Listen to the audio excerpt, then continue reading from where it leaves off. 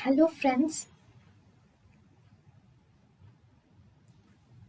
welcome to Creative Medicine.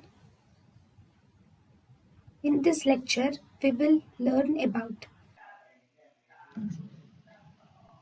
All of the following are associated with polycystic ovarian disease except with polycystic ovarian disease, ovarian carcinoma, endometrial carcinoma, and insulin resistance are associated, but not osteoporosis. Osteoporosis is actually in these patients of polycystic ovarian disease, estrogen will be excess. So obviously osteoporosis will not be seen if the estrogen is excess. Then true about polycystic ovarian disease.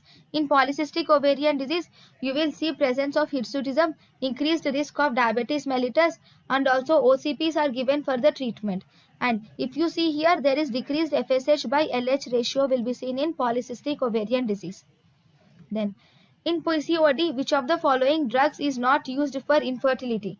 In PCOD, spironolactone is not used for infertility.